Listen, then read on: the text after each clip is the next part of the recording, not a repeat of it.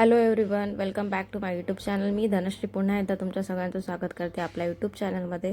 तर आज आपण बनवणार आहोत पत्तागोबीचे कोफ्ते. सगळ्यात आधी आपण इकडे पत्तागोबी घेतला आहे आणि तो व्यवस्थित असा बारीक खिसून घेतो किंवा तुम्ही मिक्सरमध्ये ग्राइंड करून घेऊ शकता. हे बघा. त्यानंतर आपण हा पत्तागोबी धुवून घ्यायचा आहे स्वच्छ पाण्यामध्ये आणि याच्यातलं सगळं पाणी व्यवस्थित काढून घ्यायचं आहे, कारण आपल्याला याचे गोळे बनवायचे छोटे छोटे, म्हणजे कोफ्ते बनवायचे आहेत. तर सगळं पाणी व्यवस्थित याच्यातून काढून घ्या तुम्ही.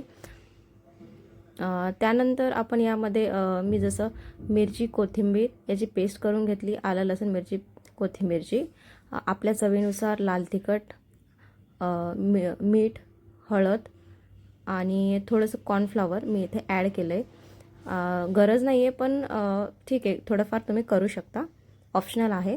त्यानंतर चार मोठे चमच मी इकडे बेसन पीठ ॲड करते आहे आणि हे व्यवस्थित असं मिश्रण हाताने व्यवस्थित मिक्स करून घ्या, विदाऊट पाण्याचा हात यूज करता, कारण याला तळून घ्यायचं आहे आपल्याला. हे गोळे मंचुरियन, जसे आपण मंचुरियनचे बॉल्स करतो तशा प्रकारे असे छोटे छोटे असे बॉल्स तुमच्या साईजमध्ये आकाराने तुम्हाला हवे तसे करू शकता तुम्ही.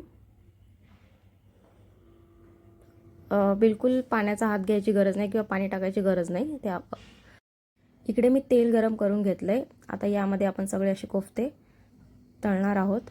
सगळ्यात मेन गोष्ट म्हणजे आपण हे कोफ्ते आतून प्रॉपर तळून घ्यायचे आहेत. वरतून जरी लालसर दिसत असतील तरी आतून हे थोडा वेळ लागतो याला तळण्यासाठी. छान असे जसे मंचुरियन बॉल्स आपण तळतो असे सगळे कोफ्ते आपण तळून घ्यायचे प्रॉपर.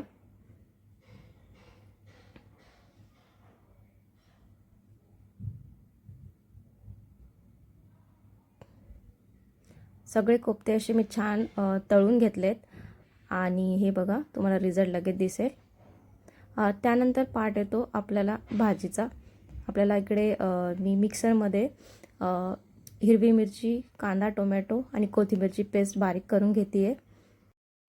ही पेस्ट बारीक करून झाल्यानंतर इकडे मी तेल गरम करायला ठेवलं, त्यात लाल मिरची, जिरे आणि मोहरीची तडका दिला. त्यानंतर ही पेस्ट आपण घालणार आहोत आणि ही पेस्ट छान अशी आपल्याला लालसर होऊ द्यायची आहे, किमान 10 ते 15 मिनटं.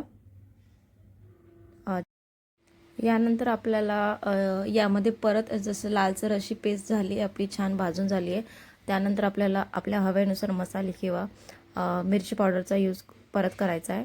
परत फोडणीमध्ये आपण सगळे जिन्नस मिक्स करणार आहोत आणि सगळं असं मिक्स करून घेणार आहोत. त्या आपल्या क्वांटिटीनुसार यामध्ये पाणी घालून आपल्याला किमान 15 मिनटं याला छान झाकून ठेवायचं आहे आणि एक उकळ येऊ द्यायची आहे फोडणीला.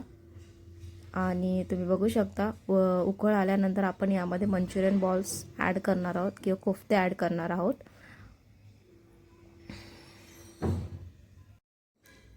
हे बघा, छान अशी उकळ आली आहे. त्यामध्ये मी कोथिंबीर टाकून गार्निश केलं आहे आणि सगळे असे कोफ्ते त्यामध्ये ॲड करा आणि तुमचे पत्तागोबीचे कोफ्ते रेडी आहेत.